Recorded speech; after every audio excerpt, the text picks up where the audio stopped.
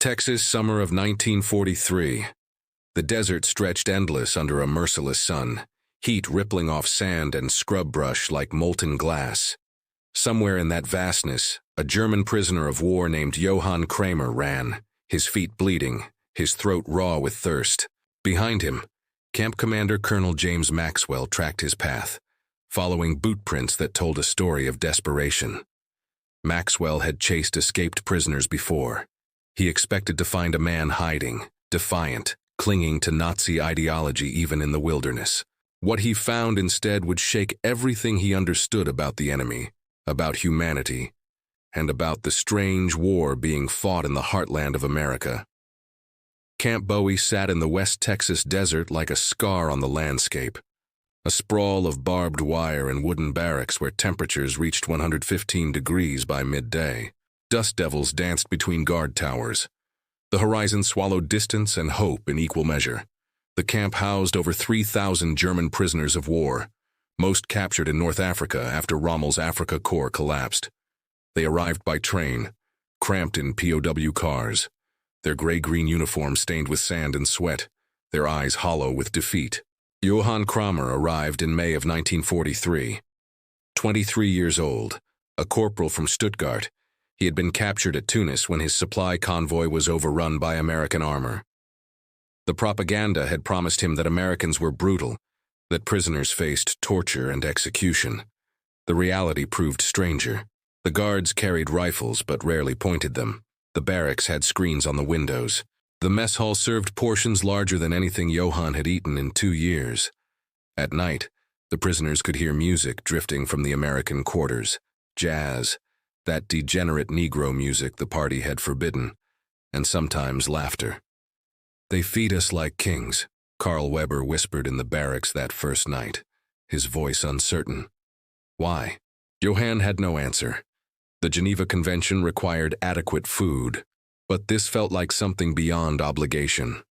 The bacon at breakfast was real. The coffee was hot. The bread was white and soft, not the sawdust-mixed rations they had survived on in Africa. Colonel James Maxwell ran Camp Bowie with a philosophy that bewildered both his guards and his prisoners. 47 years old, a veteran of the First War, Maxwell believed that cruelty bred resistance while humanity dissolved it.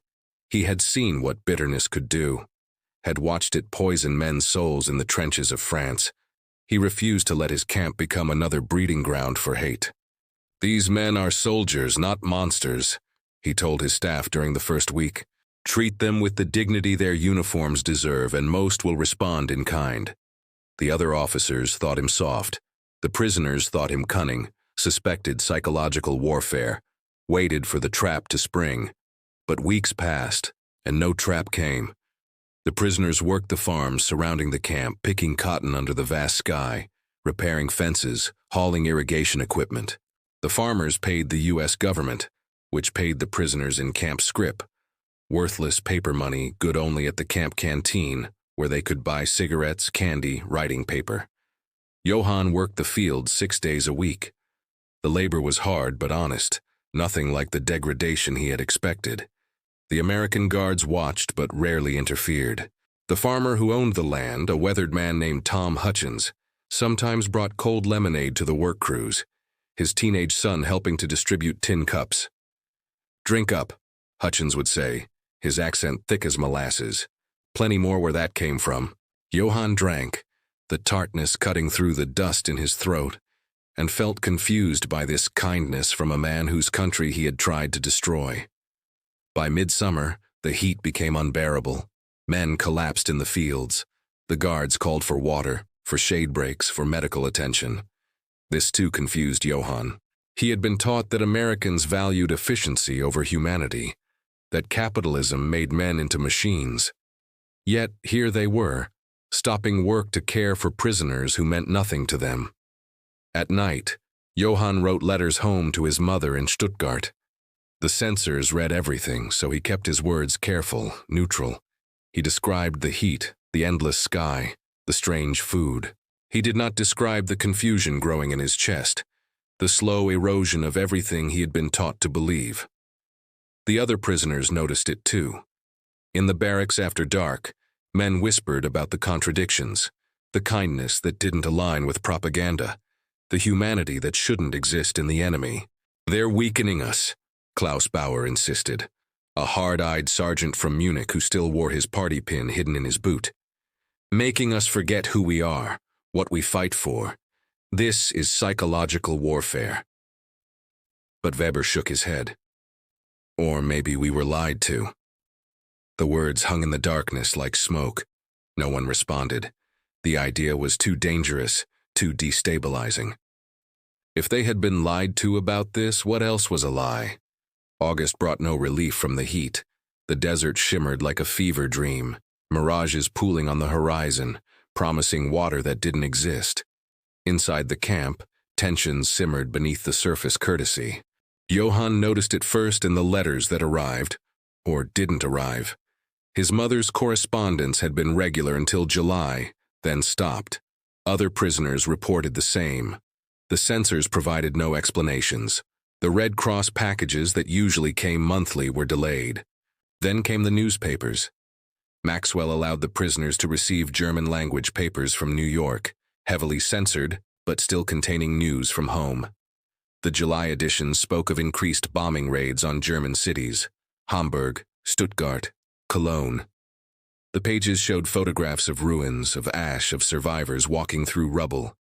Johann stared at a photograph of a Stuttgart street he recognized, now reduced to broken walls and twisted steel. His mother lived 3 blocks from there. The letter he had been waiting for would never come. He sat on his bunk that night, the newspaper crumpled in his fists, and felt something break inside him. Not his loyalty to Germany, that remained, but his ability to accept his imprisonment peacefully.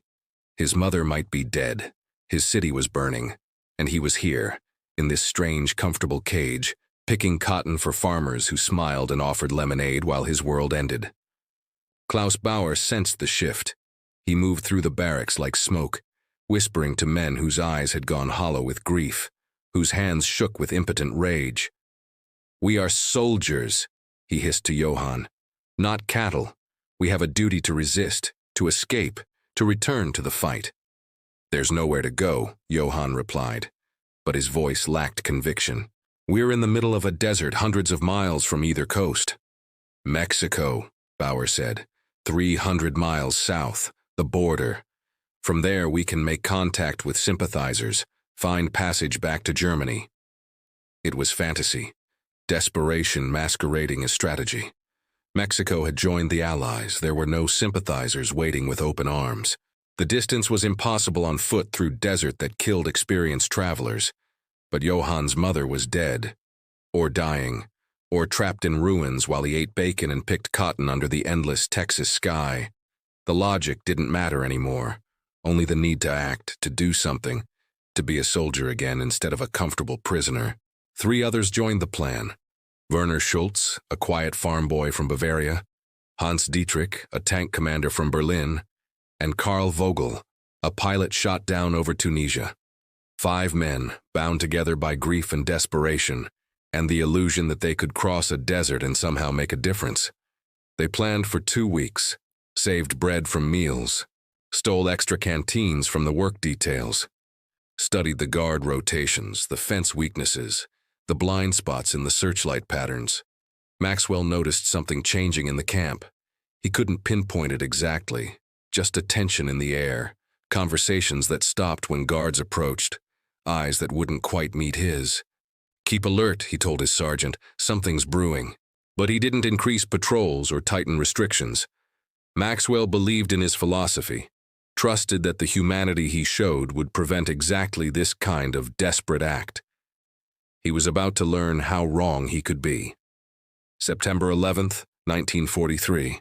The moon hung thin as a blade, offering barely enough light to see by. Johann waited in his bunk until the guard completed his midnight round, counted to 100, then rose silently. The others were ready. They had worn their boots to bed, had their stolen supplies hidden under thin blankets. No one spoke. Communication happened through gestures, through years of military training that made words unnecessary. The fence was weak near the laundry building where the ground dipped and water erosion had loosened the posts. They had noticed it 3 weeks earlier, had been carefully working the wire loose during work details, bending it back just enough to create a gap. Werner went first. He crawled under the fence like a snake, his body pressed flat against the sand. The wire caught his shirt, and for one terrible moment Johann thought it would snag, would tear, would alert the guards. Then Werner was through. Hans followed, then Karl, then Klaus Bauer, who turned back and locked eyes with Johann. "For Germany," Bauer whispered. Johann nodded, though he wasn't certain anymore what Germany meant. The rubble of Stuttgart or the kindness of Tom Hutchins, the propaganda he had believed or the reality he had lived. He crawled under the fence. The wire scraped his back. The sand was cool against his palms. And then he was free, standing in the desert darkness, breathing air that felt different outside the wire, even though it was the same air. They ran. The camp fell behind them, lights growing smaller, until it was just a dim glow on the horizon, and then nothing at all. The desert stretched endless in all directions, darker than any darkness Johann had known in Europe. They ran south, using the North Star behind them as their guide, their boots crunching on hardpan and scattered stones. The temperature dropped as night deepened. By 2 in the morning, Johann was shivering despite the exertion, his breath visible in the starlight.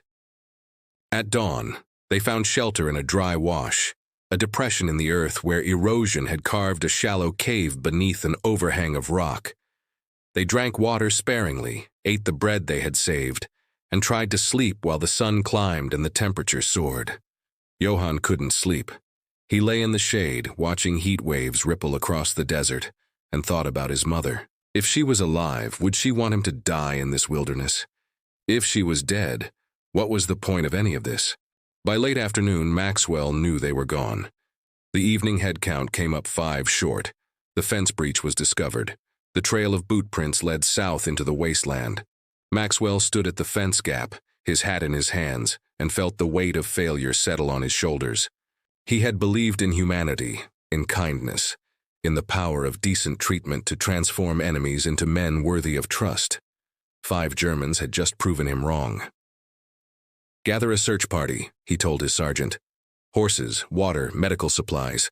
They have maybe 30 hours before the desert kills them." "Sir," the sergeant hesitated, "should we alert the state police? The military police?" Maxwell shook his head. "This is my responsibility. My prisoners. I'll bring them back." He knew what would happen if the military police found them first. They would be labeled dangerous, treated as threats, possibly shot if they resisted.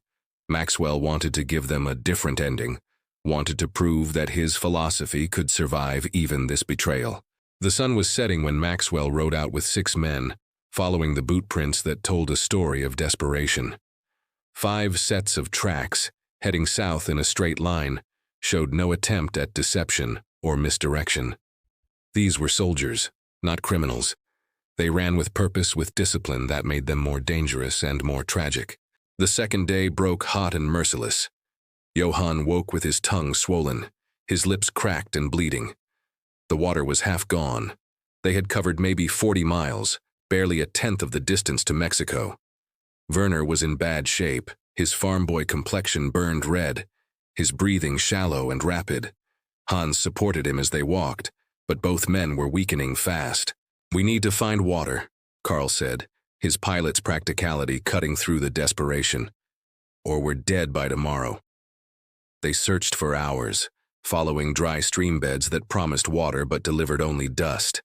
The landscape was alien, Joshua trees and prickly pear, rattlesnakes coiled in the shade of rocks, vultures circling overhead like patient death. By noon, Klaus Bauer was raving, his Nazi ideology bubbling up in fragmented speeches about destiny and duty and the superiority of the German spirit. Johann ignored him, focused on putting one foot in front of the other, on keeping Werner upright, on surviving the next hour. That's when he saw the windmill. It rose from the desert like a miracle, its blades turning lazily in the hot breeze, pumping water from deep beneath the earth. A wooden trough sat at its base, filled with clear water for cattle.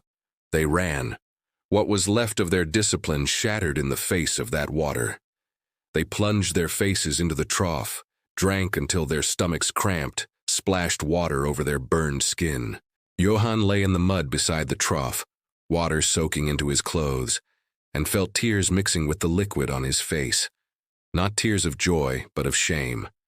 This was what they had become. Animals crawling in the mud, reduced to base survival while pretending they served some higher purpose. We rest here, Klaus decided. Wait for night, then continue. But they weren't alone. Maxwell had been tracking them through the heat, his horse covering ground faster than men on foot. He had seen the windmill from a mile away, had known his prisoners would head for it. He approached slowly, his rifle across his saddle but not pointed, his men spread out behind him. The Germans didn't notice until Maxwell was 30 yards away. Klaus Bauer reached for a rock, ready to fight, to die like a soldier rather than surrender like a coward. "Don't," Maxwell said, his voice carrying across the stillness. "Please, don't make me shoot you." Johann stood, water dripping from his clothes, and met Maxwell's eyes. For a long moment, neither man spoke. The desert held its breath. "You came alone," Johann said in broken English, his voice hoarse from thirst and exhaustion. "Not alone," Maxwell gestured to his men. "But not with an army. You're soldiers, not criminals. I wanted to give you the dignity of surrendering to someone who understands." Klaus spat in the mud. "We won't surrender to you, we won't." "Your friends are dying," Maxwell interrupted, nodding at Werner, who lay trembling in the shade. "One of them won't survive another day without medical attention. You can die here as heroes or live as men. Your choice." Johann looked at Werner, at the blood on his cracked lips, at the way his chest heaved with each breath. He thought of his mother in Stuttgart, of whether she would want him to die in a Texas desert for nothing, for pride, for an escape attempt that never had a chance of succeeding. He thought of the bacon at breakfast, of Tom Hutchins and his lemonade, of all the small kindnesses that had confused him, that had slowly eroded the propaganda, that had made him see his enemies as human. "Why did you come yourself?" Johann asked Maxwell. "Why not send the military police?"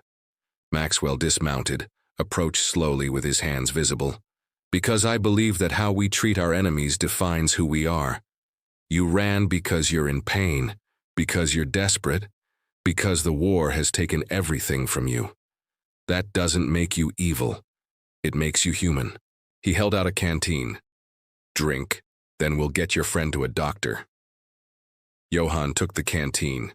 His hands shook. He drank, the water cool and clean, and felt something inside him finally break. Not his spirit, but his resistance, the last remnants of the ideology that had brought him here. "We surrender," he said quietly. Klaus Bauer cursed, called him a traitor, tried to run into the desert. Maxwell's men caught him within 50 feet, wrestled him down without violence, without cruelty. They rode back to Camp Bowie slowly, Werner supported on a horse between two guards. The sun set behind them, painting the desert in shades of gold and amber. Johann rode in silence, watching the landscape he had tried to escape through, and understood finally what Maxwell had been trying to teach them. The true battle wasn't between nations or ideologies. It was between the human impulse toward cruelty and the harder choice of compassion. In this desert, in this moment, compassion had won. They arrived at Camp Bowie after midnight. Werner was taken immediately to the infirmary, where the camp doctor worked through the night to save him from severe dehydration and heat exhaustion. The others were placed in the camp's detention barracks, not as punishment, but for their own protection, while Maxwell decided what to do next. Regulations dictated harsh penalties for escape attempts, solitary confinement, reduced rations, possible transfer to a maximum security facility. Maxwell could have followed those rules. His superiors would have expected it. The other prisoners needed to see that escape had consequences. But Maxwell saw something different in Johann's eyes. Not defiance, but understanding. Not Nazi ideology, but a man who had learned something crucial during his desperate flight through the desert. The next morning, Maxwell visited the detention barracks. Johann sat on a wooden bench, his face still burned and peeling, his hands wrapped in bandages from rope burns and cactus spines. "Why didn't you fight?" Maxwell asked, settling onto the bench beside him. "You had rocks, had surprise. Some of my men were close enough to rush." Johann was quiet for a long time, staring at his bandaged hands. "My mother is dead. Or alive. Either way, dying in that desert wouldn't change it. Wouldn't help Germany. Wouldn't accomplish anything except proving I was too stupid to accept kindness when it was offered." Maxwell nodded slowly. "The other guards think I'm a fool. Think I'm too soft, that I should have let you die out there as an example." "Maybe you are a fool," Johann said, but there was no heat in it. "Maybe kindness is foolish in wartime." "Or maybe," Maxwell replied, "kindness is the only thing that can end wars. Not the fighting, the hatred underneath. You can defeat an army, but hatred lives on unless you give men a reason to let it go." He stood, turned to leave, then paused. "You'll serve 30 days in detention. Light work, regular meals. After that, you'll return to the main camp. Your choice whether to run again." "I won't run," Johann said quietly. "There's nowhere to run to that matters anymore." The 30 days passed slowly. Johann worked in the detention barracks, cleaning, maintaining equipment, thinking about everything that had happened. Klaus Bauer was transferred to a different camp, still raging about betrayal, still clinging to ideology like a drowning man to driftwood, but the others stayed. Werner recovered from his ordeal, grateful to be alive, his faith in Nazi propaganda shattered by the simple reality that American doctors had saved his life. Hans and Karl spoke quietly about what they had learned in the desert, that their enemies were more human than their leaders had been. When Johann returned to the main camp, something had changed. The other prisoners knew he had escaped and returned. They watched him carefully, waiting to see what that meant. Tom Hutchins was the first to speak to him when work details resumed. The farmer approached during a water break, his weathered face unreadable. "Heard you took a walk in the desert," Hutchins said, offering Johann a cup of lemonade. "Yes, sir," Johann replied, uncertain how to explain. "See anything worth seeing out there?" Johann thought about the endless wasteland, the vultures, the windmill that had saved them. "No, sir, nothing but death and foolishness." Hutchins nodded. "Desert'll teach you that lesson if you let it. Survival out here requires cooperation, not fighting. Same's true of life, really." He handed Johann the lemonade and walked away, leaving the words to settle like dust. Over the following months, Johann watched the war from his cage in the desert. The newspapers reported Allied advances, German retreats, cities falling. Each defeat felt like a vindication of what he had learned, that the ideology that had led him here was built on lies, that humanity mattered more than national pride. He wrote letters to the Red Cross, trying to locate his mother. In December, a response came. She was alive, living with relatives in the countryside, had survived the bombing of Stuttgart by pure chance. Johann wept when he read the letter, grateful beyond words that she had been spared. That Christmas, Maxwell organized a celebration in the camp. The prisoners received Red Cross packages, sang carols in German, decorated their barracks with whatever materials they could scavenge. The guards brought in a small tree, strung with lights powered by a generator. Johann stood in the assembly hall that evening, watching Americans and Germans share space peacefully, and thought about the windmill in the desert, how close he had come to dying for nothing, how Maxwell's strange philosophy of kindness had saved not just his life but something more important, his humanity. The war in Europe ended in May of 1945. Camp Bowie began the slow process of repatriation, sending German prisoners back to a homeland destroyed by bombing and defeat. Johann was among the last to leave, delayed by paperwork and logistics. Before he departed, Maxwell called him to his office. The colonel had aged visibly during the war years, his hair gone gray, lines deepening around his eyes, but his gaze remained steady, compassionate. "I wanted to give you something," Maxwell said, offering an envelope. "Letters from Tom Hutchins from some of the other farmers you worked for. Character references. They might help you when you get home. Johann took the envelope, stunned. Why would they do this? I'm the enemy. You were the enemy, Maxwell corrected. Now you're just a man trying to rebuild his life. They wanted to help. Johann looked at the envelope, at Maxwell, at the office where he had been brought 2 years earlier as a desperate, broken prisoner. What you did here, he said slowly. The way you treated us. It shouldn't have worked. We were taught to see kindness as weakness, to exploit it. And yet, Maxwell prompted. And yet I'm standing here, grateful to be alive, with no hatred left in me for you or your country. Your kindness defeated me more thoroughly than any battle could have. Maxwell smiled sadly. That was always the point. Wars end, but hatred lingers unless we choose to end it. Every prisoner I treated with dignity was one less man who would teach his children to hate America. One less seed planted for future wars. They shook hands. Johann left the office, the envelope of letters in his pocket, and walked toward the transport trucks that would take him to a ship, then home to Germany. The desert stretched around Camp Bowie, unchanged by human conflict, eternal and indifferent. But inside the wire something had changed, not in the landscape, but in the men who had lived there. Prisoners who had arrived believing in Nazi ideology, and left understanding that humanity transcended national boundaries. Years later, historians would study Camp Bowie as a case study in psychological warfare, how kindness could defeat ideology more effectively than cruelty. They would interview prisoners who had been held there, who had returned to Germany with stories of their American captors that confused and challenged the propaganda.